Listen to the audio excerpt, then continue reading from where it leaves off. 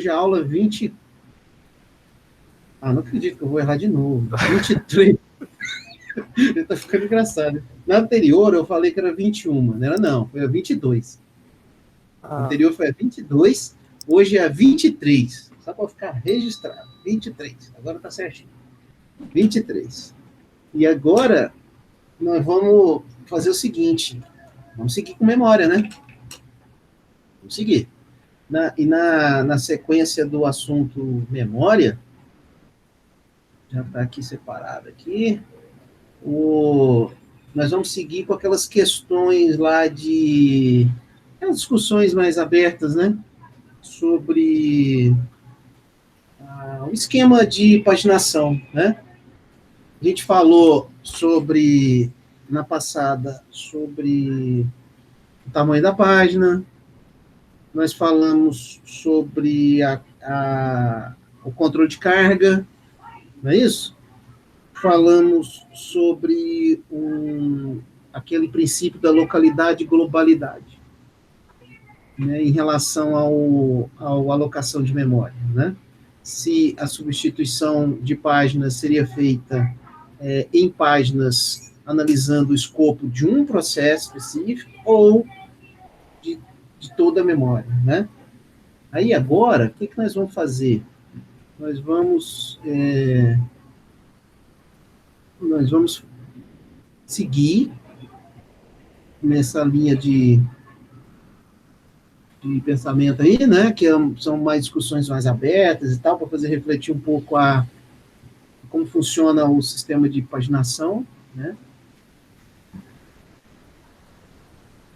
E, mais especificamente, eu espero que vocês estejam vendo a projeção, a tela. Uhum. Beleza? Então, mais especificamente, eu acabei de falar aqui, foi isso aqui, ó. A gente falou um pouquinho sobre o número ou melhor, o princípio da localidade e globalidade, com esse algoritmo chamado Page-for Frequency, né? Eu explorei esse gráfico, né? Depois o controle de carga, o tamanho da página, né? Tá aí, ó, page size, né? E deixa eu ver o que mais. Aí a gente, sim, claro, a noção de separar os endereços, né? Endereços de instrução, endereço de dados. Endereço de instrução, lembrando, são os endereços do programa, né? O texto. Program text, né? Então, a ideia aqui é de separar os dois, a gente falou sobre isso, né? E caso o linker, né? O linker precisa saber disso, né? Claro, né? Porque quando você vai compilar um código, com certeza que vocês sabem isso, então, compilar um código, por exemplo, em C, usando um compilador qualquer, GNU CC, por exemplo, né? Você compila e o processo de compilação envolve também da link edição, que é ligar, né, com possíveis bibliotecas que você queira usar ou compartilhar, né, bibliotecas. Então, nesse caso aqui, o linker, ele precisa saber se o espaço de endereço de instrução e de dados estão separados, né? Porque eu não tenho mais, nessa ideia aqui, um endereço único, né, de espaço de endereço. Ele fica separado. Então, eu começo do 0 até o 2 elevado a 32 aqui, né, no caso, 32 bits, né, para o iSpace, e eu vou ter outra área para o DSpace, né, que é o espaço de dados, né. Essa separação aí, ela foi implementada no PDP-11 faz tempo, e quando foi implementada, ela foi implementada por questões de espaço mesmo, porque o espaço único de endereço aqui era pouco, né? Vamos colocar assim, para eu juntar, reunir programas e dados, né? Essa discussão aí, ela pode ajudar a gente a entender mais sobre página compartilhada, que é essa parte aqui. Deixa eu achar o slide, ele está aqui um pouquinho. Aqui, isso, tá? Aí, quer dizer, o que é página? Eu acho que naquela conversa anterior eu falei de página compartilhada também, mas foi no finalzinho. eu acho. Vocês lembram? Acho que foi no finalzinho. Foi. Só falei sobre a noção de página compartilhada, shared pages, né? O que acontece? Seria muito interessante se eu pudesse, né, compartilhar uma página, ou páginas, né? Então, se eu tiver uma página de memória, placa de memória, né? Quem mais podia ser? A gente está falando disso. Então, se eu tiver uma página, né? E essa página, com os dados, enfim, seja de dados ou seja de instrução, né? Se ela pudesse ser compartilhada entre processos, a mesma página compartilhada entre processos. E aí eu adiantei naquela conversa anterior lá, de que isso faz sentido, pelo menos rapidamente faz sentido se a página contiver, ou seja, tiver, né, instruções, código, né? Porque imagine, você tem dois usuários, aí vai ficar mais fácil de visualizar isso. Dois usuários executando o mesmo programa, né? Em diferentes hosts ou em diferentes computadores, vamos falar assim, né? Se fosse um sistema distribuído, seria até mais legal falar disso. Mas, enfim, dois usuários executando o mesmo código. Esse código poderia estar em uma página, numa mesma página, ocupando o mesmo espaço de memória. Mesmo que eu tivesse, então, portanto, dois processos, né? Usando ou executando aquele código. O código seria o mesmo. Então, isso é mais intuitivo até de entender como princípio de página compartilhada, né? A ideia da página compartilhada parte desse princípio, de que eu tenho um sistema de multiprogramação, né? O sistema de multiprogramação é aquela história que a gente já está cansado de saber aqui já. Né? Que eu tenho múltiplos usuários, enfim, múltiplos processos executando e tal, né? Então, é comum para vários usuários rodar o quê? O mesmo programa ao mesmo tempo, claro, né? Então, parte desse princípio. Então, a implementação, ela suporta, tipicamente, a implementação suporta o compartilhamento dessa forma, ou seja, tabelas de páginas são de estruturas de dados, com estruturas de dados independentes das tabelas de processo, ou seja, eu tenho vários processos, eu posso ter uma página só, e esses processos usando a mesma página, né? Aí tá aqui, ó, quando dois ou mais processos compartilham o mesmo código, um problema ocorre com as páginas compartilhadas. Que problema? Não é problema, é um problema, mas é mais para refletir, né? Vamos supor que eu tenha dois programas, para a gente entender o que pode ocorrer, né? E até para fixar também as coisas que a gente já falou. Se eu tiver dois processos, A e B, igual tá aqui, ó. Estou marcando aí, ó, A e B. Vou aumentar para o pessoal que enxerga mal como eu. Se eu tiver dois processos, A e B, rodando, tá? Beleza.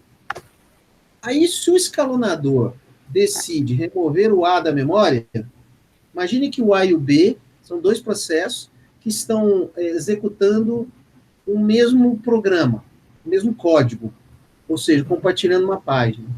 Aí o escalonador, todo mundo está ligado o que o escalonador faz, né, gente? O escalonador, ele pode remover um processo, tirar ele da execução. Lembra lá da CPU, aquele papo todo? Pode tirar ele da CPU.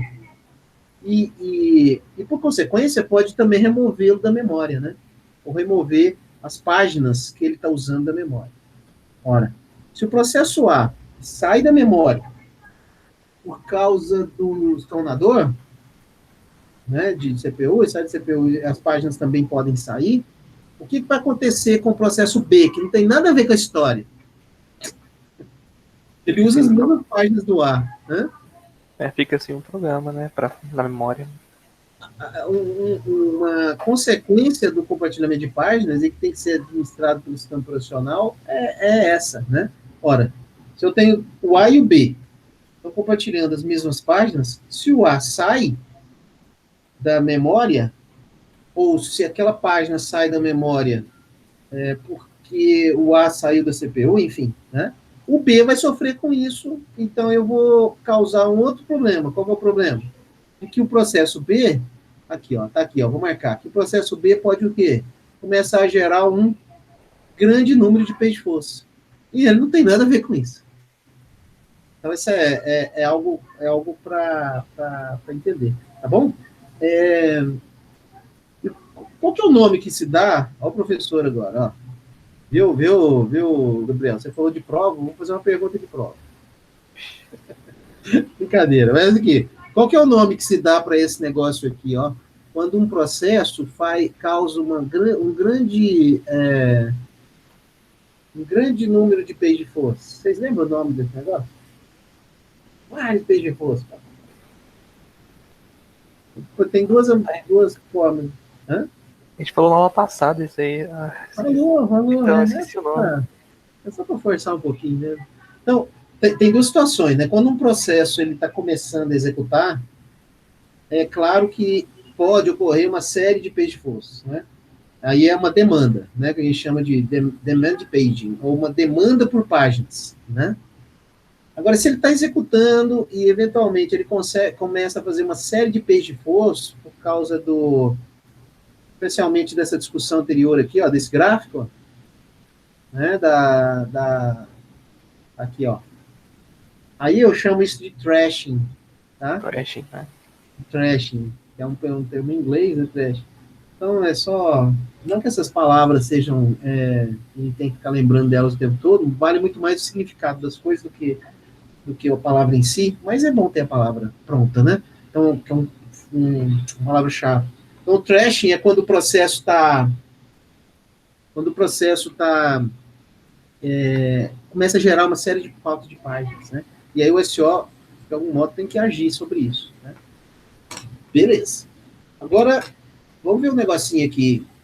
Então, o esquemático é mais ou menos isso aqui, né? Eu tenho uma tabela, um processo, ou melhor,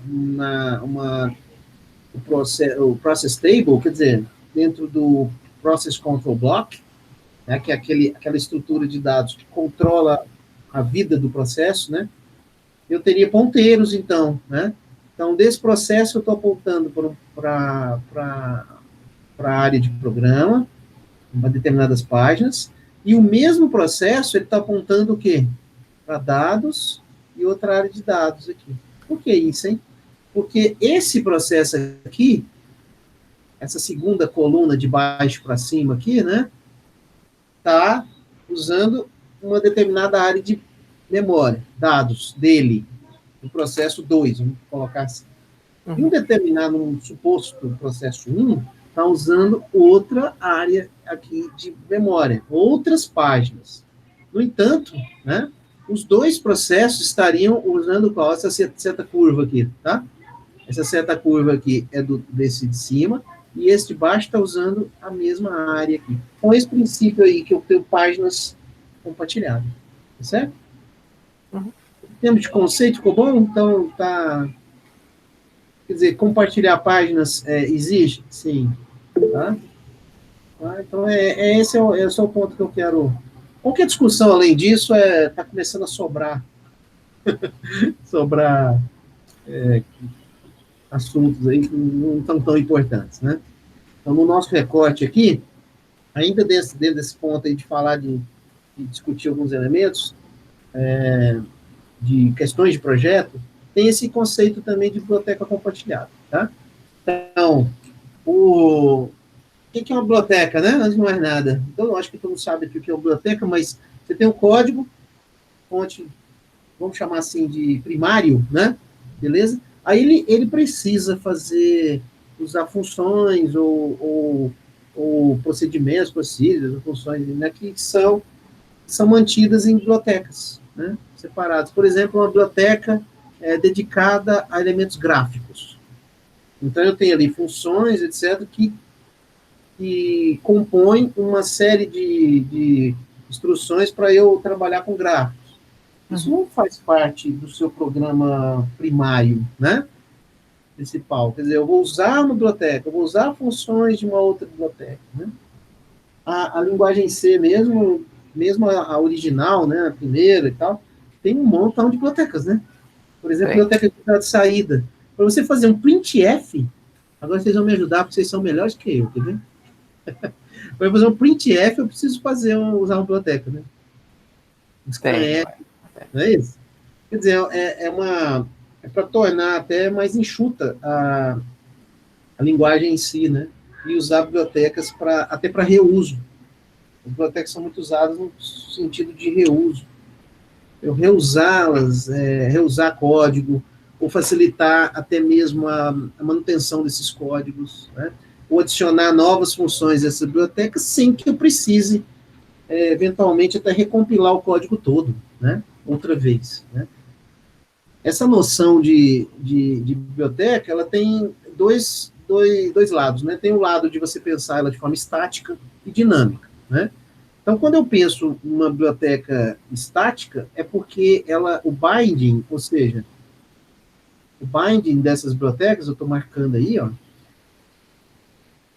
Aqui, ó. O binding dessas bibliotecas, elas são o efeito binding em tempo de compilação, né? Então, quando eu compilo um código, igual isso aqui, ó, né, esse comandozinho aqui, Unix, que tem no Linux também, para linkar um código. Eu já passo com parâmetro aqui, determinados parâmetros aqui, e até mesmo bibliotecas. Mas aí o que eu estou fazendo? Quando é estático. O que acontece com o código executável? O binário. Né? Eu gero. Quando eu compilo um programa, gera um binário, claro. Né? Sim. E esse código binário, quando eu uso bibliotecas estáticas, ele começa a ficar o quê? Grande. Ele cresce, né? Então, porque as bibliotecas são linkadas ao código, então eu vou ter um código, no final, executável, binário, inchado, maior, né? Porque as bibliotecas já fazem parte do código, tá? Essa é uma abordagem também que a gente não usa, claro que usa, né? Diferentemente dessa abordagem, eu tenho as bibliotecas compartilhadas. E aí a ideia, e é que o autor aqui que a gente está seguindo aqui, ele cita aqui no exemplo do Windows, né, com as DLL, que aí essas bibliotecas, elas não são anexadas, vamos dizer assim, ou linkadas com o código final, o código executável, né? Então elas ficam, são independentes, né? Então, por exemplo, printf precisa gravar, né? Aqui, ó, para is write, so if write not write, include the link. Então, é o que eu estou falando. Então, o write não está incluído. Então, o linker precisa procurar por ele e incluí-lo quando ele for encontrado, né? Então, o que ele está colocando aqui, quando o linker é feito, um binário executável é escrito disso, contendo todas as funções necessárias. É o que eu falei quando você lida com bibliotecas estáticas, né? Então, beleza. Aí o que acontece quando eu faço esse link estático?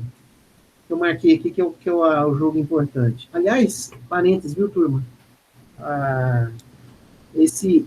Essas marcações todas estão disponíveis para vocês, tá? Fecha, okay. Parênteses. Tá? A gente vai precisar depois, quando a gente voltar de verdade aí. Eu espero que não seja... Agora tá de verdade, tá? Mas, enfim, esse material aí marcado pode ajudar vocês a estudar pontos aí de recorte, né? Então, olha só, estaticamente, centenas de programas são ligados, então eu vou ter códigos grandes, né? Então, essa é a discussão de biblioteca compartilhada. Muito bem. Então, quando a biblioteca compartilhada é carregada ou usada, a biblioteca inteira não é lida para a memória, né? De uma única vez, né? Single blow, o que quer dizer? Uma única tacada, assim. Né? Então, a biblioteca compartilhada, ela é carregada, usada gradualmente. Então, ela não fica... Se o código executável já contém aquelas bibliotecas, e ao começar a executar, alocação de memória, a gente está falando há muitas semanas já sobre alocação de memória, né? Vocês já entenderam que o programa vai sendo carregado, a memória, por esquema de paginação, né? Ou mesmo segmentação, que é um outro esquema também pode ser feito, mas ele vai ser carregado, né? Com a biblioteca compartilhada, também, só que ela é carregada não é inteira, como acontece em biblioteca estática, tá certo? Muito bem. Esse é um ponto, e aí o que pode acontecer, né? Olha essa figura aqui. Isso é só uma discussão para a gente seguir, né? Daquela linha da gente passar, entender as consequências de eu fazer, nesse caso aqui, biblioteca compartilhada, nos outros casos, a discussão de tamanho de página, no outro caso, a discussão do controle de carga, né? Tudo na mesma linha aí. Então, olha só. Tem um processo 1 e um processo 2. Okay. Beleza? Processo 1 está aqui, ó. Ele tá, o código dele, a ocupação de memória dele, ele está ocupando aqui, ó, 36, nesse endereço 36K, ele está trabalhando aqui na memória, tá? O processo 2 está trabalhando nesse endereço 12K aqui. Beleza. Na memória RAM, a memória compartilhada, memória compartilhada não, a biblioteca compartilhada, ela não ocupa a memória enquanto o programa não chamar uma função esteja naquela biblioteca. Então, vou ser assim, bem prático aqui. Um programazinho lá em C, quando começa a rodar, está ocupando memória, seria esse exemplo aqui, suponho. Aí aquele programa precisa fazer um printf, certo? Supondo que o printf é parte de uma biblioteca compartilhada, supondo, né? Quando o printf é executado ali, que o contador de programa chega no printf e o printf é executado, aí que eu vou carregar na memória, né, a biblioteca que eu estou supondo ser compartilhada para ser executado o printf. Certo. Bom, isso? Tá? Então, você pode imaginar, de uma forma mais didática, assim, você pode imaginar que é por demanda, tá? Eu só vou alocar a memória se eu chamar a função. Aí a biblioteca compartilhada ela é carregada. E na alocação de memória, suponha que no 36K, aqui no endereço 36K, suponha que no endereço 36K, eu tenho aqui uma chamada, uma função, como eu expliquei, de uma biblioteca compartilhada. Né? O que se discute aqui é o seguinte: quando eu faço isso, a biblioteca é carregada na memória, mas ela é carregada num determinado endereço. Então, ele está discutindo aqui que eu vou carregar no endereço 16. Então, ela vai ser carregada no endereço 36K mais 16. Então, é como se eu estivesse carregando aqui, ó, nessa área, é o que ele está querendo colocar, tá? Ok. No endereço 16, endereço absoluto. Ok. Aí, naquele momento ali, que está rodando o nosso printf, é o exemplo que eu coloquei, supondo que é compartilhado, tá? Aí, um outro processo 2 faz a mesma coisa. Por que ele faz a mesma coisa? Porque o processo 2 está executando o mesmo código, tá? Tá certo? Aí, ele chama o printf também. Só que, pelo mapeamento de memória, ele vai tentar fazer o quê? Ele está no endereço 12K, que é o processo 2, suponho.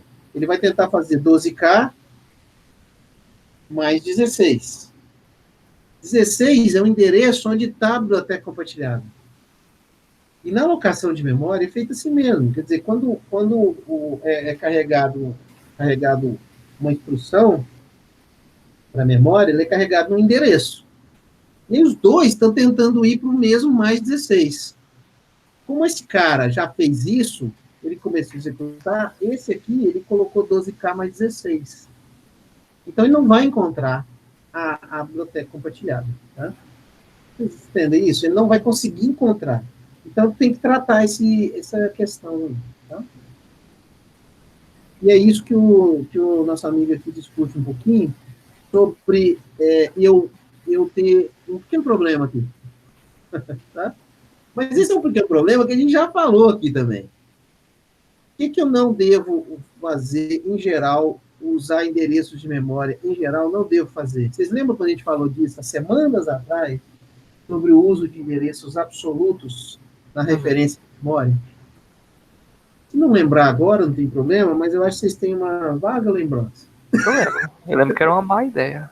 É uma má ideia. Então, o fato é que a gente tem que usar sempre endereços relativos, né?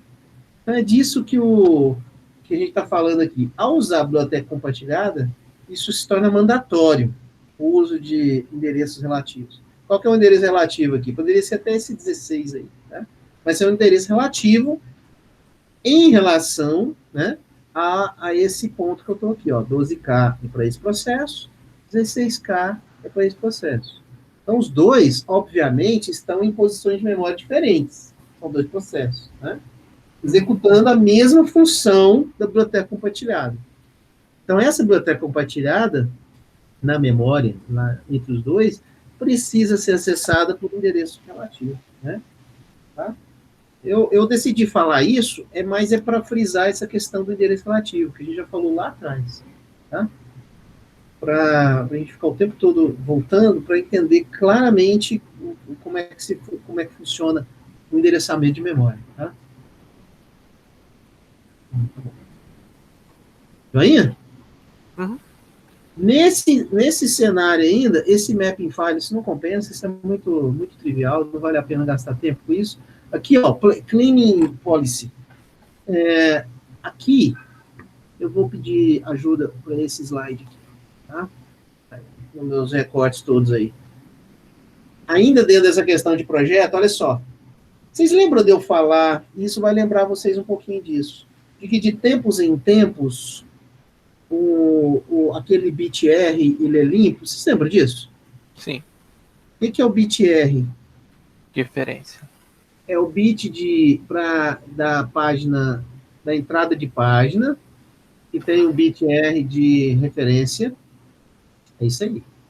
E quando uma página é referenciada, esse bit é ligado. E quando se ela não for referenciada, ele está sempre zero. E de tempos em tempos, o sistema passa zerando um conjunto de páginas, né? Essa é uma espécie de política de limpeza também, né? Essa que eu já vim falando já há um tempo. Aqui, nesse contexto, eu vou falar o seguinte, que um processo, que o sistema operacional, apesar de ter os algoritmos de substituição de página, apesar não, embora ele tenha, né, algoritmos de substituição de página, já estudou todos eles, e esses algoritmos de páginas, eles entram quando eu tenho um page for, não é essa a condição? Uhum. Né? Quando é que um algoritmo de substituição de páginas, ele age? Ele age quando acontece uma falta de página. Quer dizer, eu passei essas últimas semanas todas falando sobre isso com vocês, né? Sim. Embora isso seja verdadeiro, há também situações em que o SO, ele executa os algoritmos de tempos em tempos, tá? Então, é o que a gente está chamando aqui, ó, que o autor aqui chama de cleaning policy, né? E aqui está em bom português aqui, a política de limpeza, né? Então, é só, é um processo em background, tudo bem? Processo em background. Agora vocês são especialistas em processos, né? Tudo que eu perguntar sobre processo, vocês sabem, não é verdade? Claro. Claro. Né? Então é isso mesmo. Aceita depois. Aceita. Às vezes a gente cobra, né? Gostei do seu sim, viu, Gabriel? Letras garrafais aí. Processo background é o processo que está rodando em segundo plano e tal, enfim, né? Tá lá, tá rodando lá. Também é chamado de daemon, né? Processo daemon.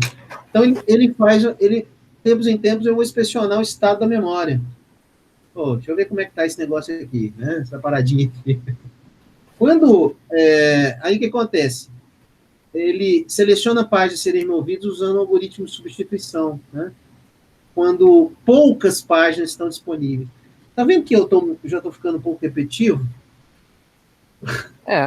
Em que momento que eu falei disso? De que o sistema fica dando uma geral e precisa dar uma arrumada na casa, vamos falar assim. Né? Vocês lembram em que momento eu falei isso? É muito recente. Eu falei quando eu mostrei esse gráfico aqui, ó. Aqui, ó. Aqui ele, ó. Lembra dele? Esse gráfico aqui. Então, assim, o sistema operacional, ele não fica trabalhando só quando tem falta de página. Não, cara, é o seguinte. Ele também fica analisando, no geral, a situação global do sistema, né? Quando eu tenho muito pouco frame sobrando, né?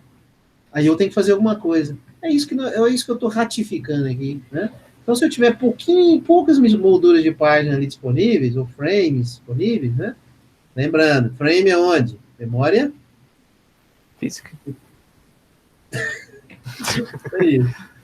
Então, eu vou selecionar as páginas a serem movidas usando o algoritmo de substituição. Então, eu vou fazer isso de tempos em tempos, tá? Então, eu só estou ratificando isso. A gente chama isso de uma política, vou dizer, dar uma limpada ali na área, tá certo? Então, e aí tem uma discussão muito rápida, breve, eu também vou ser rápido aqui, que é como que eu poderia fazer isso. Uma forma seria ter o algoritmo de relógio. Eu vou passar de as páginas em páginas, muito rapidamente, checando, observando e retirando páginas, substituindo as páginas para dar uma liberada, né, no sistema. Tá? Então, mas, beleza. Agora, então a gente já sabe bastante coisa, né? Já sabemos discutir alguns elementos aí e tal, né? Agora eu vou passar para um ponto aqui que vai fazer uma espécie de... isso aqui não interessa, tá? No meu recorte isso não é útil. Para nós agora não. Então aqui. Vamos dar uma passada agora, vai ser meio que um rememorar aqui os passos, viu? Vai ser legal porque a gente já está aproximando aí da parte final de memória. Então, chega a hora aqui da gente falar de um pouco da implementação, e falar da implementação, ou seja, como é implementado, implica também a gente... Acho que a Ranieri caiu, foi embora. Ela falou que ela não vai, ela falou que ia sair. Ah, tá aqui. Tá, beleza. Ela justificou aqui. Não, é isso mesmo. Latência. Gostei aqui do que ela escreveu. Todavia, teria que acompanhar pelos vídeos publicados. A internet é instável. Obrigado pela oportunidade. A latência da minha conexão é de 128 milissegundos, com 3 usuários ativos. Olha, essa explicação foi muito técnica. Agora vamos ter que... Gostei disso. A latência da minha conexão é de 128 milissegundos. Uau. Nossa, então, o curso de redes agora é latência. Você sabe o que é latência, né? Não vou falar isso, não. A latência aqui que ela fala que é um retardo mesmo, né? Demora. Então, com 3 usuários ativos. Tá bom. Então, olha só. Implementação aqui, né? Tomara que ela volte na próxima, vamos ver. A implementação, questão da implementação. Então, envolvendo paginação. Vamos fazer assim aqui. Eu fiz um recorte dessa discussão, que é o que interessa, né? Que eu acho assim. Quais são as circunstâncias que o SEO se envolve com a paginação? O passo a passo. Então, a gente vai ver agora, nós estamos aproximando no final da parte de memória, como já falei, né? E aí, com o passo a passo da paginação. Como é que acontece? Tá? Isso vai fazer a gente lembrar alguns itens, alguns pontos, né? E discutir também a implementação em si, né? Então, olha, eu vou ficar chaveando aqui e os slides, tá? Em 4 momentos, o SEO tem que se envolver com essa história de paginação. Então, vamos ver aqui que 4 momentos são esses, tá? Cadê aquela parte itemizada? Tá aqui. Então, o tratamento de página. O que acontece quando o processo é criado? Vamos voltar um pouquinho? O processo é criado, entrou. Ok. Aí já tá a dica aí no slide, mas o processo criado. Então, eu tenho que determinar, o SEO vai determinar o tamanho do programa. Aqui, programa é do processo em si, ou seja, o quanto ele vai ocupar de memória. Então, o SEO faz isso assim que ele chega. Tem toda aquela parte que a gente já discutiu, né, que quando o processo ele entra, né, ele aloca a memória, ele está naquela fila de pronto, aqueles estados, mas a discussão aqui é mais de memória, né? Então, eu preciso determinar quanto que ele vai ocupar de memória, pelo menos inicialmente, né? E criar a tabela de página para ele.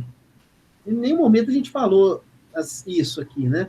Quer dizer, quando o processo entra, ele tem aquele PCB, que é o Process Control Block, que, claro, ele é criado, né? Para controlar o processo. E eu crio a tabela de páginas para ele, tá? É criado. Beleza. Quando é criado, tá? Quando eu crio essa tabela de páginas, tem essa parte que está discutindo em amarelo aqui, ó, né? A criação do processo, a execução, a falta de página e o término. É isso que a gente vai discorrer, tá? Então, eu tenho que alocar na memória a tabela de páginas, tá? Então, eu vou ter que gastar memória com isso, lógico, né? E essa memória, o processo tem que estar na memória quando está rodando. Lógico, a gente já sabe disso, né? E um ponto interessante aqui que envolve o disco, né? Porque quando o processo é criado, o espaço que ele vai alocar na área em disco também já pode ser determinado, né? E se o sistema operacional já tiver uma área de swap, né, pré-determinada, e daqui a pouco eu quero falar disso mais, da área de swap, quando ele tiver determinado, eu também vou reservar uma área em disco para esse processo. Para que eu faça o quê? Vocês lembram?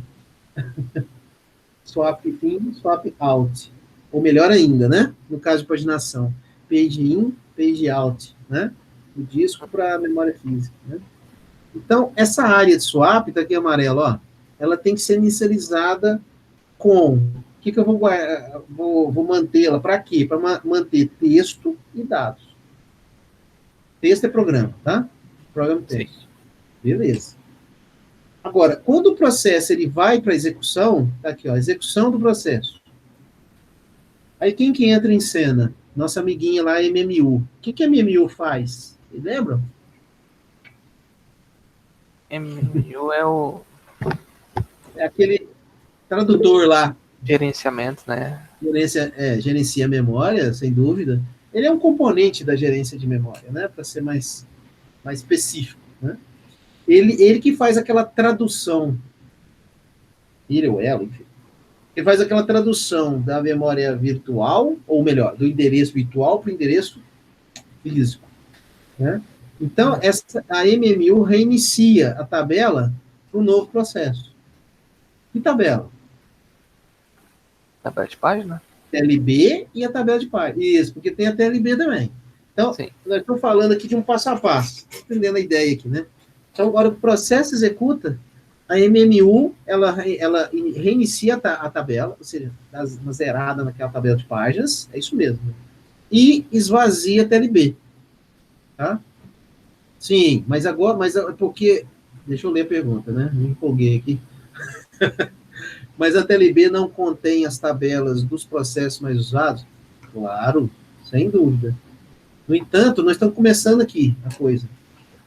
É a TLB, mas, Gabriel, lembra o seguinte, a TLB, ela armazena por processo as páginas mais usadas, tá? Quando o processo começa a executar, quando eu digo TLB esvaziada, é esvaziada porque o processo começou agora. Nós estamos começando. A sua afirmação está correta, tá? A TLB não contém as tabelas dos processos mais usados? Sim. Para cada processo tem uma TLB? Pode ser que sim. Tá? Não é algo assim de rocha, assim. A TLB, em geral, eu tenho uma TLB para tudo, tá? Para facilitar a explicação. Mas quando eu falo TLB esvaziada, é porque o processo é novo. É só nesse sentido. Tudo que você falou aí está correto. Tá? Aqui, ó. Quando o processo é escalonado para execução, a MMU tem que reiniciar ou resetar o novo processo, para o novo processo. Certo? E a TLB, quer dizer, esvaziada, flushed, né? Para quê? Para manter o controle do rastreamento das execuções anteriores do processo. Né? Ou seja, para fazer exatamente isso que você está falando, Gabriel. Eu só estou dizendo que as coisas têm que ser resetadas. Né? Então, a tabela de páginas é nova, a TLB começa agora, né? Também. E aí, quando o processo vai executando, a TLB, claro, vai sendo preenchida com aquelas páginas mais usadas.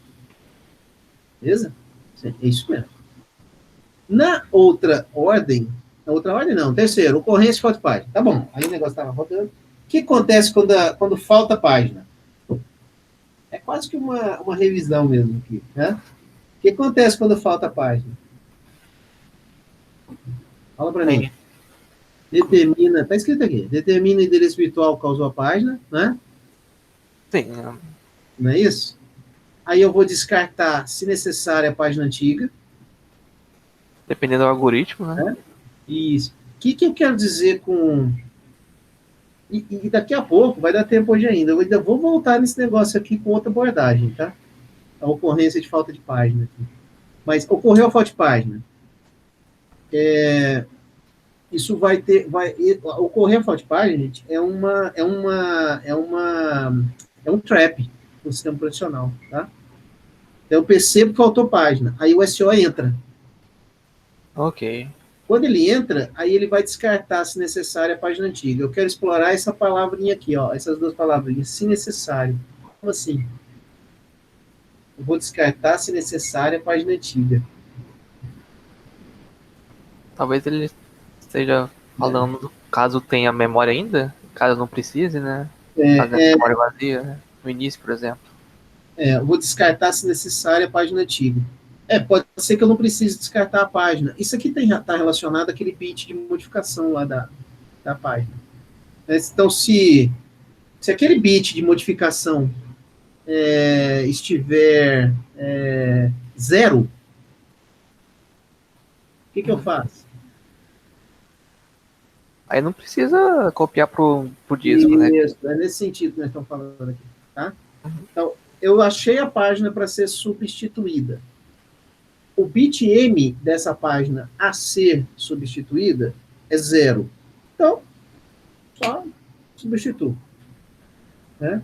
Agora, se o bit M da página a ser substituída for 1, então eu tenho que ir lá no disco, gravar, depois, né? E depois, aí sim que eu vou conseguir substituir, certo? E aqui está aqui, carrega a página que está para a memória, beleza? Tá? Então, nós estamos falando da parte aqui marcada aqui, ó. Deve computar quais páginas são necessárias, localizar a página no disco, é o que eu acabei de falar. Eu só marquei pouca coisa, porque eu achei muito, muito direto aqui, muito simples, tá? No final do processo, quando o processo termina, aí o que eu tenho que fazer? Eu libero a tabela de páginas, libero páginas da memória, o espaço em disco que as páginas ocupam, ok? Então, é só um roteirinho mesmo, assim, do que acontece numa visão de implementação. Se você tivesse que fazer um algoritmo aí, se você tivesse que implementar isso, você seguiria esses passos, tá? Desde a hora que o processo começa, a execução dele, enquanto ele está executando, o que eventualmente pode ocorrer? Faltas de páginas, né? E depois a terminação do processo. Mas isso adotou um ponto de vista de interesse de memória globais e locais? Ah, não, aqui é só um passo a passo, Gabriel. Aquela parte toda você já sacou, né? Como é que os endereços de memória locais ou globais e tal, eles estão onde? Só nesses 4 passozinhos aqui. Então, tudo nesse 3, ó. Concorda? É toda aquela... o uso do algoritmo de substituição. Se o algoritmo de substituição é global ou local, é todos esses 3 aqui. Tá? Eu não sei se eu entendi a sua pergunta. Se você quiser aprimorar ela aí, estou aqui. Tá? Tá aqui. Essa discussão está aqui, está no 3. Eu só estou passando agora de um ponto de vista de passo a passo, do que tem que fazer. Criou o processo, achei o tamanho do processo, aloco memória, cria tabela de páginas, zero MMU. Esse zerar MMU, na verdade, torna disponível. Inicia a tabela de páginas para aquele lá na MMU, a TLB é esvaziada, aí incorrência de páginas, o algoritmo entrar em ação diante de tudo que a gente já discutiu, muita coisa, né? E no término do processo, eu vou liberar páginas, eu vou liberar o espaço em disco, etc. Né? Beleza? Agora, vamos detalhar aqui uma coisa.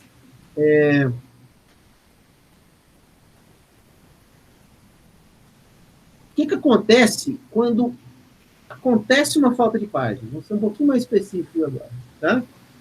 Então, uma falta de página rolou uma falta de página, tá? É isso aqui mesmo. Aconteceu uma falta de página. Número 1. O que acontece? O hardware... Appliance on. Olha o traps aqui. Se vocês quiserem traduzir isso aqui, vocês ficam à vontade. Não pode falar que é trap, não. Que o hardware trap, o que é trap? É disparar uma interrupção, entenda assim, tá? O kernel. Porque a falta de página, ela é percebida, na realidade, por quem, né? Ela é percebida nesse sentido aqui, ó. Pelo hardware que dispara a ocorrência no kernel. Para o kernel falando, olha, aconteceu uma falta de página. Então, o que eu vou fazer? Hardware traps to the kernel, salvando o contador de programas na pilha. Por que eu tenho que fazer isso? Deu uma page for, eu tenho que fazer isso aqui. Tá vendo? Uhum. Eu tenho que fazer isso aqui, salvar o contador de programa na pilha. Porque, de repente, se ocorrer uma falta de página, eu tenho que parar o que eu estou fazendo. Eu não tenho como continuar. É como se eu estivesse tentando executar uma instrução e não tem memória para isso. Não tem como fazer isso. Então, eu tenho que salvar o contador de programa na pilha, naquela instrução que provocou a falta de página. Certo? Aí, na sequência, o que eu vou fazer? Eu vou disparar uma rotina de nível baixo, né? Assembly Code, né? Para fazer o quê? Salvar os registradores, que eventualmente aquele programa está usando, porque aquele programa, ele entrou numa situação de falta grave. Ele está rodando e tal, ele está tentando usar a memória e não tem. Então, tem que tomar algumas providências, né? Então, tem que salvar o contador de programa, como eu já falei. Aí eu tenho que salvar alguns dados, registradores, outras informações que ele está manipulando. Olha a complicação que é isso, né? Uhum. Por quê? Porque o programa parou por falta de página. Daí deu uma pane, ele não pode seguir. Enquanto não resolver a história da página, ele não pode seguir em frente. Então, salvo registradores e outras informações. Tá, maravilha. 3. O sistema operacional descobre que a falta de página ocorreu, né, porque, na verdade, ele foi avisado mesmo, né? O hardware avisou ele. E ele tenta descobrir qual que é a página virtual que é necessária. Aí é um ponto que a gente já discutiu muito já, né? Porque se aconteceu a falta de página, é porque a gente já sabe que foi um endereço... Essa tela está meio me distrai aqui. Aí o endereço virtual a partir do endereço virtual eu vou lá no real e não há o físico, né, não acho, é a falta de página. Então, ele tem que descobrir qual a página virtual que é necessária, né? Então, frequentemente, o hardware já tem essa informação. Por que ele já tem essa informação? Porque eu já venho contabilizando os endereços virtuais que eu estou usando, né, para o contador, até usando, não o contador de programas em si, mas o contador de programa vai contabilizando instruções, né? Obviamente, eu estou acessando endereços virtuais, então eu estou aceitando que eu já tenho essa informação de qual endereço virtual que eu preciso, né? Se eu não tiver essa informação, o que o SO tem que fazer? Eu tenho que recuperar o contador de programa, chamar a instrução, tá vendo aqui? E fazer um parse, que chama de parse, por software, para descobrir qual que é o endereço virtual que eu estou, que faltou, que falhou, né? Dá um trabalhinho, mas ele vai ter que descobrir qual é o endereço virtual que provocou a falta de página. Isso acontece muito? Não, isso aqui é o mais comum, é que nos registradores de hardware, eu já tenho essas informações já. Porque se você for a pensar, em termos de arquitetura também, inclusive, né, de como funciona a arquitetura dos computadores, enfim, né? Quando o contador de programa está rodando instrução por instrução, né? E ao rodar isso, eu já tenho esses endereços virtuais que poderiam estar sendo armazenados em registradores de hardware. Então, o SO só teria que ir lá para saber qual o endereço virtual que causou a falta de página. Mas por que isso não sempre acontece? Aí ou porque o hardware não contém essa informação de algum modo, não tem. Então, por que não tem o registrador? Ou porque o registrador está tem poucos registradores de memória disponíveis, ou porque ele encheu com outra informação, ou porque... Aí não dá nem para... Ok. É um problema. São áreas. O registrador são áreas onde eu armazeno dados, né? Então, pode ser que aquela informação não esteja disponível, mas eu tenho como descobrir de qualquer maneira. Mas aí o que vai ser? Vai ter que gastar um pouquinho de tempo, porque ele vai ter que recuperar o contador de programa, né, que é o contador instrução por instrução, chamar a instrução, que é aquela que provocou a falta de página, e descobrir por software, né, o que ela estava fazendo quando a falta ocorreu. Né? O mais comum, Daniel, e que os nossos sistemas fazem hoje é resolver isso por hardware, que é extremamente mais rápido. Né? Eu já tenho essa página virtual aqui. Né? Se eu tiver um endereço virtual, qual que é o outro passo? É o 4. Eu sei qual é o endereço virtual que causou a falta. Aí vai entrar numa parte que a gente já está mais ciente, né? Né? Olha só.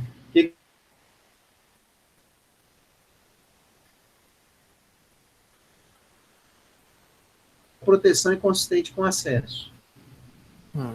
Proteção? Que endereço esse é válido? Tem o endereço virtual e tem um endereço, questão de válido e a proteção. A proteção é se é read-only, se é write, se eu posso gravar naquele endereço, se é só de leitura, né? E se aquele endereço é válido, ou seja, se aquele endereço está efetivamente na tabela de páginas. Né? Então, essa é uma checagem. Se não tiver, babau. Porque isso é muito grave. Porque é como se eu estivesse tentando acessar um endereço. Eu estou tentando acessar um endereço virtual e simplesmente não existe. Por algum motivo ele não é válido, ele não está mapeado, né? Pode ser uma tentativa do processo de entrar numa área que não é dele, né? Então, ou seja, que não está na tabela de páginas dele. É uma tentativa de violação.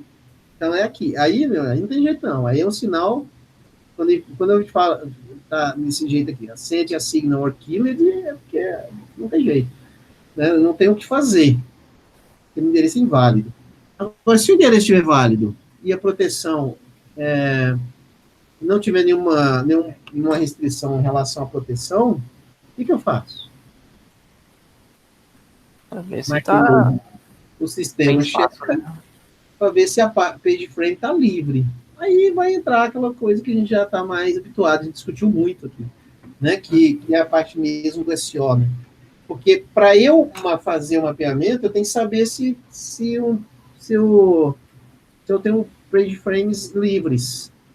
Se não tiver page frames livres, o algoritmo de substituição de páginas seleciona uma vítima. Né? Então, não tem frames livres, então eu vou ter que executar aquele algoritmo de substituição de página. Né? Então, vamos ver. 5. Se a página selecionada está suja, repare que nesse ponto 5 aqui eu já rodei o algoritmo de substituição, correto? Sim. Né? Porque eu já estou perguntando se é dirty, então eu já achei o page frame, a vítima. Né? Já achei. Se ela estiver suja, é aquele bit M, beleza? Modificado. A página é escalonada para ser transferida para o disco. E por quê? Porque aí eu tenho que fazer um page out. Sim.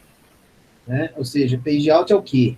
É tirado da memória física e colocar no disco. Né? Esse passo 5, gente, é essa figura aqui, ó. Olha essa figura aqui. Tá vendo aqui? É esse aqui, ó. Mandar pro disco. Disco, memória, tá vendo? É como se eu pegasse a determinada página que está aqui e fizesse assim, ó, manda pro disco. Tá? Certo? Eu vou mostrar essa figura daqui a pouco em outro contexto, tá? Mas você já tem ela aí na cabeça. É porque as coisas estão muito interrelacionadas, né? A gente já está assim, tentando fechar, fechar os conceitos todos, né? Beleza. O que é o 6? Se a página está suja, a página é esquedulada para transferir para o disco. Essa é a 5. 6. Assim que o page frame estiver limpo, considerando que ele estava sujo, né? Então eu tenho que limpar esse page frame. Como é que limpa esse page frame? Vamos lá. Se ela estiver suja, eu tenho que fazer, como nós já falamos, fazer o page out. Uhum. Bom, e aí ela se torna limpa. Tudo bem? Bom. Então, ela não estava suja, né? Então, quando eu quero falar aqui, as soon as the page frame is clean, quer dizer, depois que foi gravada no disco, ou simplesmente ela nem suja estava, enfim. O que o sistema operacional tem que fazer?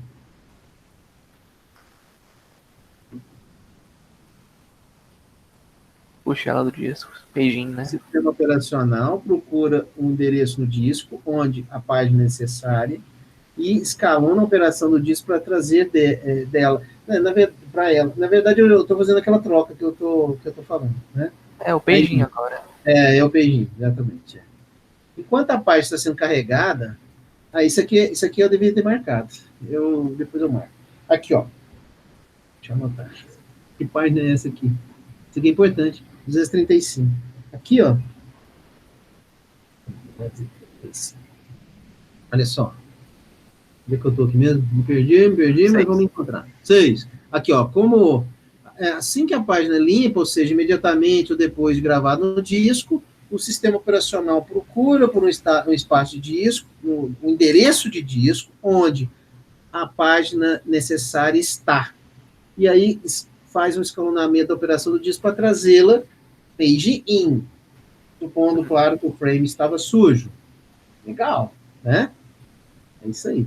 Enquanto a página está sendo carregada, repare o seguinte, enquanto a página está sendo carregada do disco para a memória física, o processo de falta, olha aqui, ó, fault in process, ainda está suspenso. O que é o fault in process aqui nessa discussão?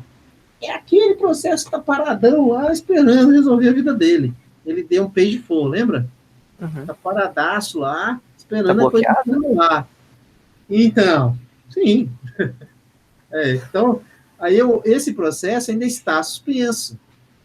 E outro processo do usuário, e outro user process running from available. Então, ele está suspenso, o nosso amiguinho lá que está esperando, porque ele provocou um page for, né? E outro processo usuário, ele pode até rodar, né? Se estiver disponível. Então, é tão intensa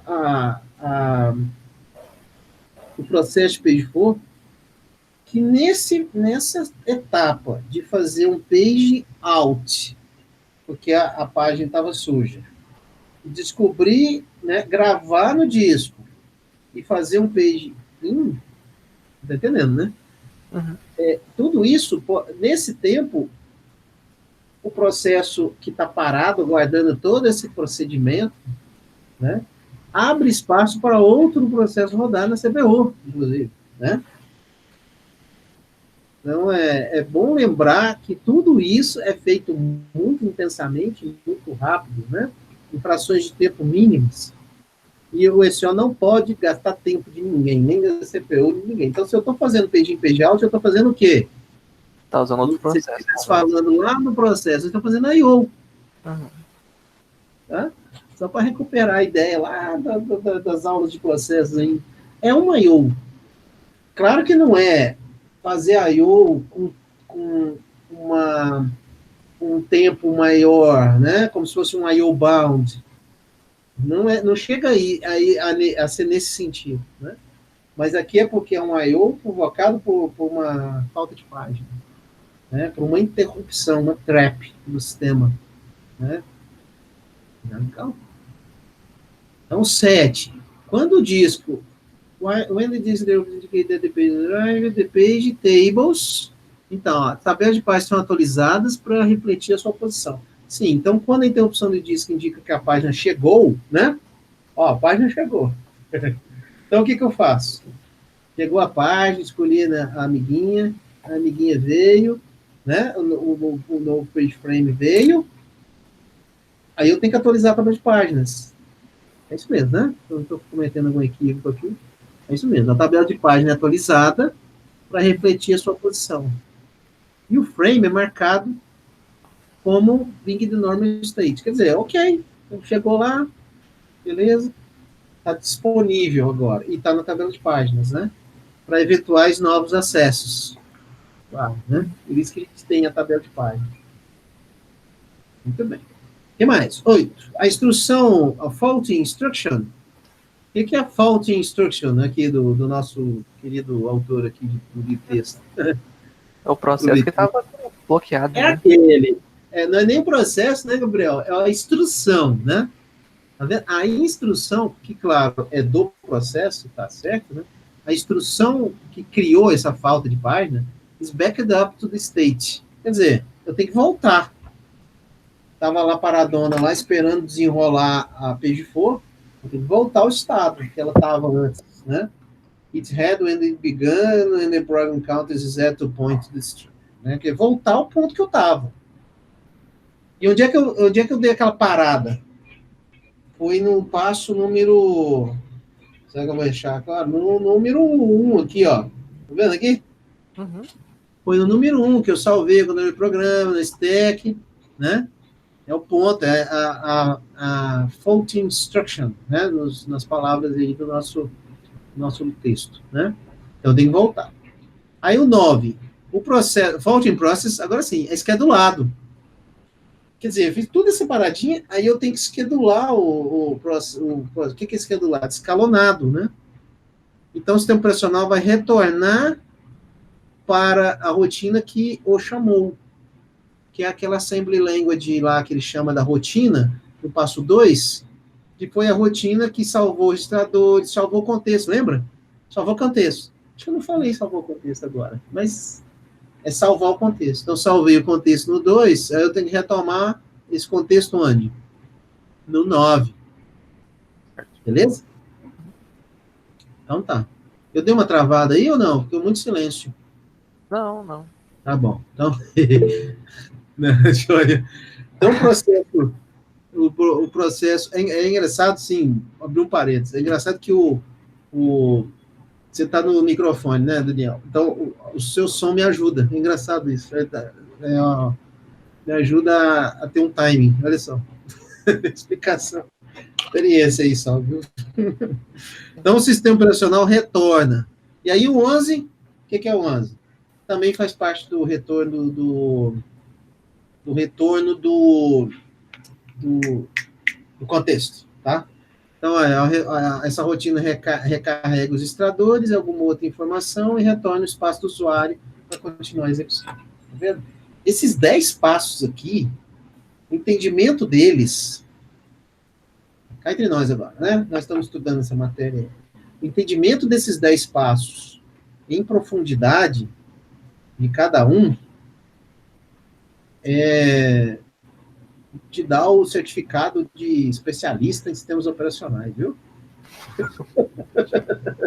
É uma brincadeira, mas não é só ler aqui. Quer dizer, se cada passo desse for abordado em profundidade, e é o que nós estamos tentando fazer aqui até o nosso, dadas as restrições aqui, né? Isso aqui conta uma história muito interessante, que, repare, o número 1 é desde o momento que acontece a falta da página, né? Aconteceu. Vai seguindo desde do trap, né? Do kernel, passando por todos os passos, e a gente concentrou um grande tempo nos algoritmos de substituição, que são importantes pra caramba, né? Entender eles, né? Até a volta do contexto, que é o 10, né? Uhum. É basicamente o que a gente ficou estudando em teoria essa semana, só que agora em prática, o que o PSO faz de verdade. Rapaz, em prática, olha... Não, tipo, em prática... Eu teria um monte de coisa para vocês fazerem. Tá? Que isso aqui a gente poderia simular.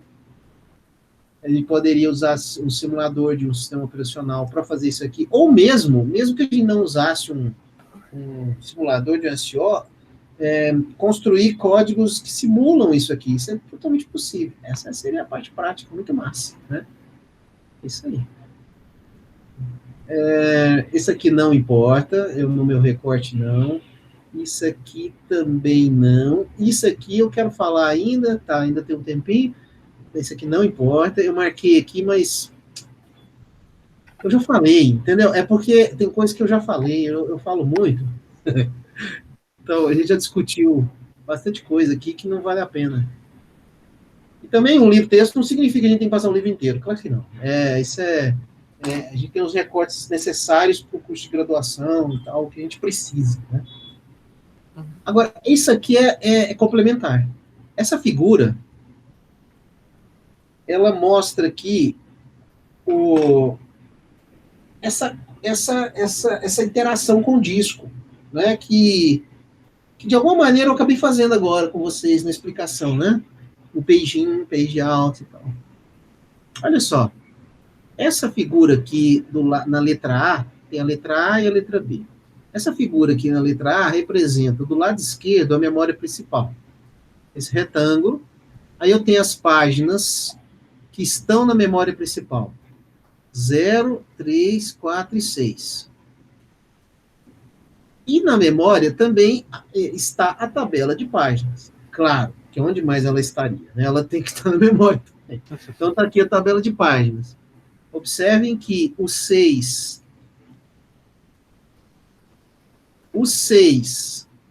o 4, o 3 e o 0 estão aqui na tabela de páginas, representando que elas estão na memória física, né? Na memória principal. Beleza?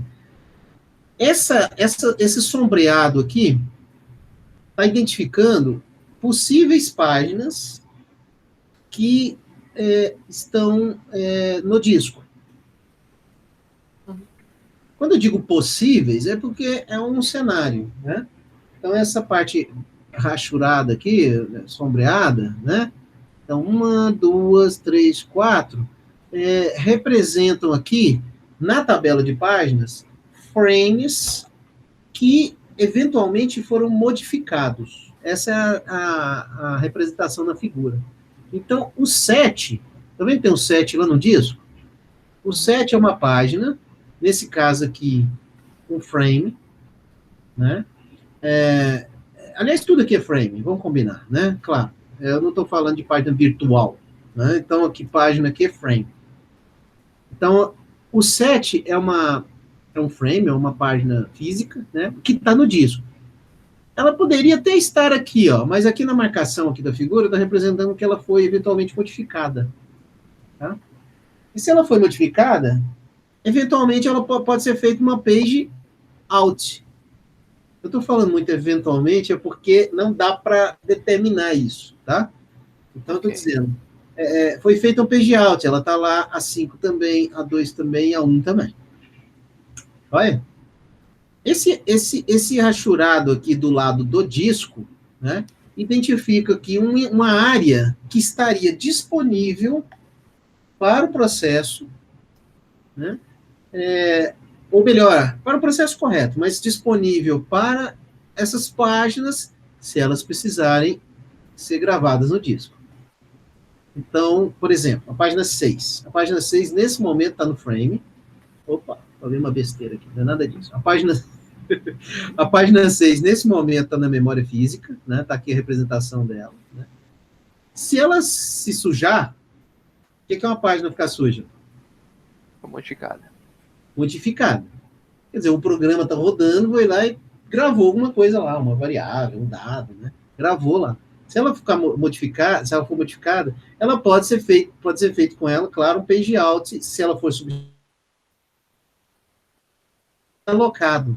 Essa é uma abordagem que o sistema operacional pode usar para fazer essa troca. Pré-alocar espaço. Repare que o tamanho da tabela de páginas aqui é qual? É 1, 2, 3, 4, 5, 6, 7, 8. Né? 8 posições aqui 8 entradas. Tá?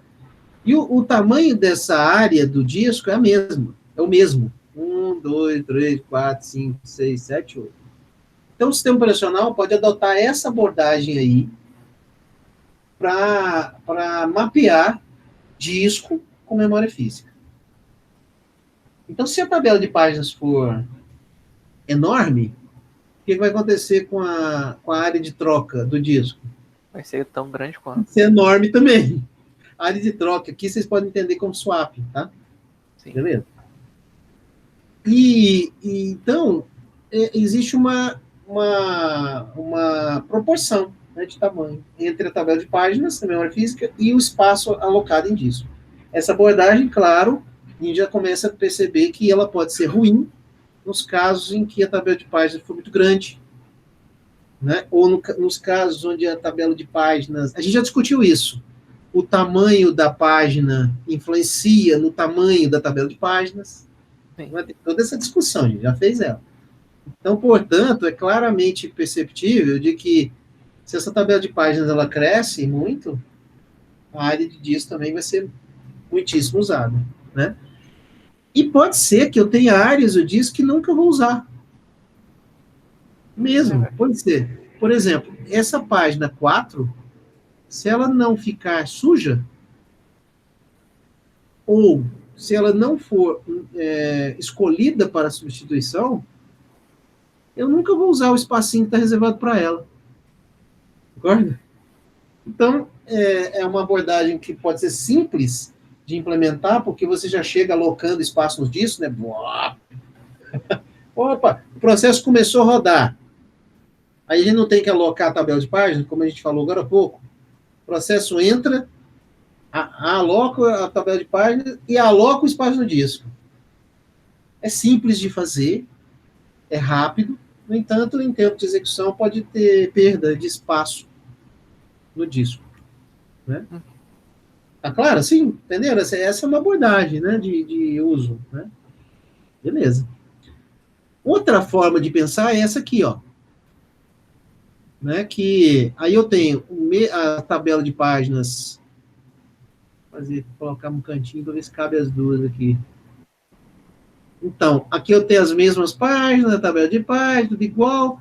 Em vez de eu ter um mapeamento direto para a área de troca, ou para o swap, eu tenho na memória um mapa do disco. Viu? Disk map. E fica onde? Na memória. Dá para deduzir, depois de toda a minha explicação da letra A, vocês conseguem deduzir como funcionaria a B? Vocês acham? Só não precisa da parte reservada, né? Não, eu não pré-aloco. Então. Né? Essa é algo que a gente já pode concluir. Quer dizer, não há uma pré-alocação de espaço em disco. Percebe? O que é uma pré-alocação? Quando o processo começa, eu aloco a tabela de páginas na memória principal, claro, né? Mas não faço nada no disco. Não, bem, né? Não faço nada. Tem uma área de swap no disco? Tem, mas eu não vou usar. Quando o processo começa a rodar, isso aqui começa a ser mapeado, ó. E eu vou alocando sob demanda no disco. Como assim sob demanda? Diante de tudo que a gente já falou. Então, por que eu alocaria o 7 lá, o 5, 2, 1? Eu alocaria porque durante a execução do processo, eu teria falta de página, eu precisaria do 7, aí o 7 não tá aqui, sujou o 7, aí eu mando o 7 para lá. Entende? Aí é mais sob demanda e de uma forma mais dinâmica aqui. Certo? E eu vou mapeando na memória onde está cada item desse. Eu vou gastar um pouquinho mais de memória, concordo? Né? Porque nesse muito memória, professor. Não é muito, porque quem que está aqui nesse mapinha do disco aqui? Por que não o uso de memória? Claro, eu vou ter que ter memória, mas o que eu preciso nesse mapa? Muito pouca informação, concorda? É muito pouca. Eu só tenho que ter um depara. Né? Quer dizer, é esse frame aqui para o tal endereço do disco. Esse aqui nesse endereço do disco. Esse aqui nesse endereço do disco. Certo? E mesmo assim não são para todos. só para aqueles que eventualmente foram ou precisaram ir para o disco. Então, uma área de memória muito pequena, H. Os blocos de endereço. Ô, Gabriel, não peguei o contexto da pergunta, desculpa, cara. Você colocou os blocos de endereço? Eu acho que é os blocos de endereço que compõem o mapa do disco, é isso? Sim. É isso aí. Então, aqui só tem o endereço do disco, lá do bloquinho lá no disco. Tá? E o frame. Então, a área é menor. Né? De novo, trade-off. Tem um negócio que vocês vão sair desse curso sabendo tudo, é trade-off. Eu tô acostumado É esse qual que você vai usar? Ou esse, entende? O que é, Daniel? Tô acostumado a ouvir isso aí já nesse curso. Trade-off Nossa, toda eu ouvi, hora. cara, desculpa. Hã? Fala de novo. Não, que a gente usa. Toda hora a gente ouve isso no curso, trade-off. Tempo todo. Lógico. Desde o início, né? Então, pronto. Isso, o senhor já é bacharel em ciência da computação. O bacharel em engenharia de computação.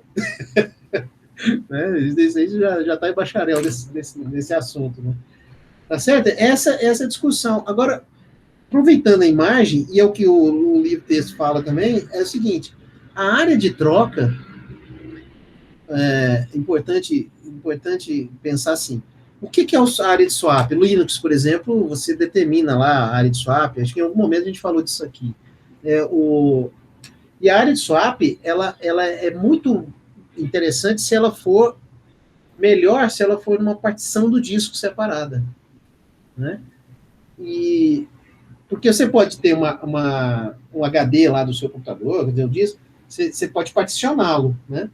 O interessante, o importante para o SO, para ter mais desempenho, é que o swap seja configurado como uma partição distinta da área de disco usada para seus dados, em geral. Né? Isso vai dar mais desempenho, porque quando você particiona, você tem acesso mais rápido a essas partições quando elas são separadas. Né? Os blocos de endereço também são numerados diferentemente para as partições. Né? E o mais importante, a formatação dos blocos de disco para a área de swap, ela não precisa ser a mesma forma de formatação do disco para os seus dados.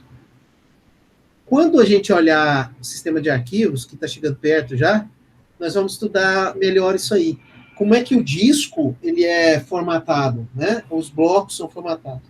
Então, a área de swap, que é essa área aqui de troca, o ideal é que ela tenha um formato dela, que seja mais performático, a formatação dela, do que dos blocos que a gente está mais habituados lá na área de disco comum. Né? Para evitar a fragmentação, para evitar, para se tornar desnecessária a compactação de dados e tal. Né? Então, separar o swap da área de dados é fundamental. Né? Quem configura sistemas operacionais e instala e mexe com isso sabe disso. O ideal é separar. Né? É isso aí. Vamos ver. Eu acho que a gente já está próximo do final de hoje. Toda essa discussão está nessa área aqui chamada Backing Store. Tá? Toda essa discussão aqui. Aliás, eu falei bem mais do que está escrito aí nesse texto. Tá? É isso aí. Então, a política de separação e mecanismo. Esse aqui é curioso, porque como eu detalhei bastante com vocês aqueles 10 passos, lembraram dos 10 lá? Sim. Todos aqueles passos que ocorrem quando acontece um page for, essa discussão aqui, essa figura, ela reforça aqueles passos, ilustrando como é que funciona a política de gerenciamento de memória quando eu separo em modo kernel e modo usuário. Tá? Ficaram com saudade da primeira aula?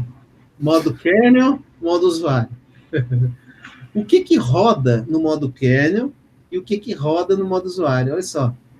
No modo kernel, tem o Fault Handler e o MMU Handler. Por quê? Porque estão muito próximos do hardware. Isso tem a ver com aqueles passos iniciais lá do 1 a 10. Tá? Então, quando eu tenho esse módulo Fault Handler, ele tá tratando da falta.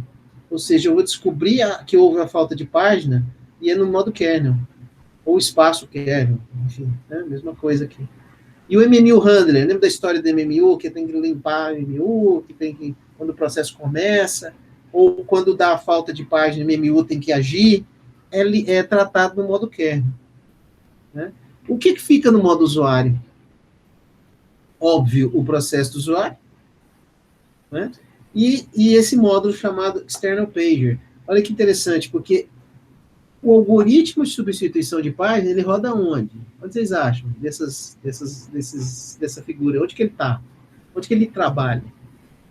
No modo usuário ou no modo kernel? Ué, antes dessa página eu acharia que era no modo kernel, mas... Então, tá vendo? Aí, ó, ele, na realidade, é uma combinação, tá? O algoritmo em si, aquela coisa de encontrar a página virtual, ou melhor, o algoritmo que substitui, porque o algoritmo ele existe para substituir. Já deu a falta de página. Né? Ó, a detecção da falta de página é feita no espaço kernel. Descobrir onde está a página, ou qual a página candidata, a página vítima, o processo de descoberta é no External Pager. É nesse módulo aqui. É no modo usuário. Então, se eu trabalho no modo usuário, eu passo para descobrir. Aí chega a página, aí eu volto para cá. Ó, aqui está a página. A página é essa aqui. Aí o Fault Handler trabalha no modo kernel para efetivamente substituir. Então, no modo usuário, eu trabalho com o algoritmo em si, para rodar, executar. Isso é uma política de tratamento dessa falta de página. Tá? A página chega por aqui, ela vem para cá, e o processo substituir, propriamente dito, é feito no modo kernel, e tem que ser. Senão, um outro processo bisbilhoteiro poderia fazer isso. Entendeu?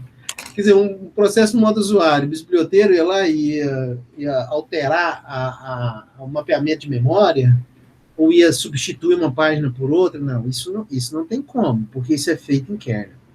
Né? Mas a descoberta do algoritmo, qual página que precisa ser substituída, né? Essa interação com o disco, olha só, acabamos de falar disso, né? É feito por esse módulo aqui, no espaço do usuário. Tá? Vamos fazer assim, na próxima, eu vou detalhar o que o External Pager faz, tá? Certo? Ok. E deixa eu diminuir aqui para eu visualizar melhor. Isso. E aí, na próxima, nós vamos falar da segmentação e encerrar a memória. Tá? Porque a segmentação é um modelo diferente da paginação, porque a segmentação não lida com páginas, lida com pedaços de memória. E ela é abordada, ela é implementada com paginação ou sem paginação. Mas vocês vão ver que o tempo que a gente gasta, tudo bem, eu posso gastar uma aula inteira falando isso aqui. A gente fala bastante, né? A propósito é esse mesmo. Mas a gente acha, provavelmente a gente deve encerrar a memória na próxima.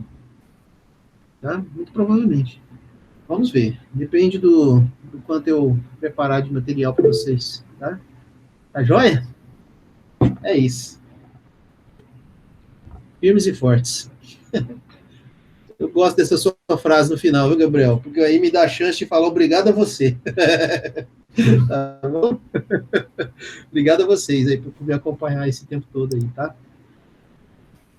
Algum ponto final?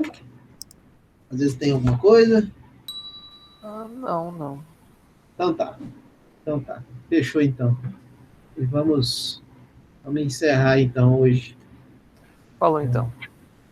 Tá bom, gente? Abraço. Até a próxima. Tchau.